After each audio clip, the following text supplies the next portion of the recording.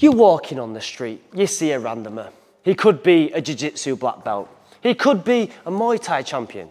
Or he even could be a computer nerd that hasn't seen the light of day for the last 6 months. But this is 5 signs that someone can actually fight. Point number 1, look at my ears. They're not normal. I fight for a living, and that is the consequence of fighting for a living. If anyone has ears like these, I'd avoid them. Potentially they could have done rugby, but most commonly, if you have ears like these, you fight, and you fight quite a lot.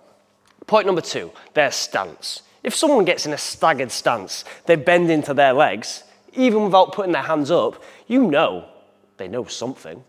If they're square like this, one push, one punch, boom, off balance. But if someone straight away gets 1 foot behind as a base and they bend into it, even if they don't put their hands up like this, and they're just ready to take impact, they know something that you potentially don't.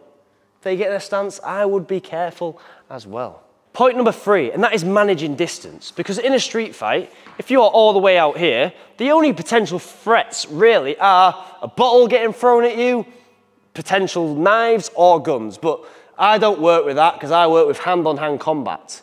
And this is the same as personal space. In a fight, you want to be working your teeps to get your distance, using your punches, using your footwork. And if they gauge the distance straight away and they get to a safe distance within their stance with the last point, they know what they're doing. They don't want to be in any danger, and because of that, they manage their distance.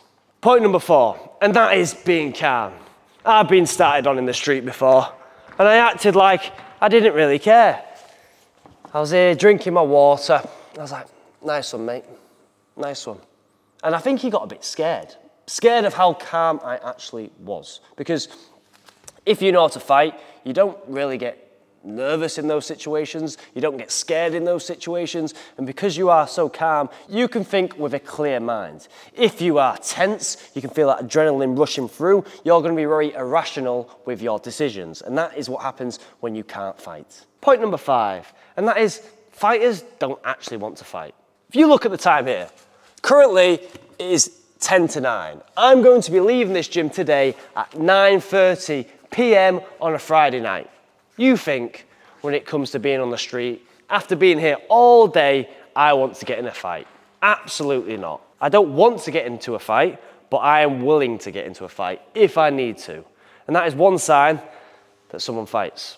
If you want another 99 signs that someone can fight, check out my daily emails below.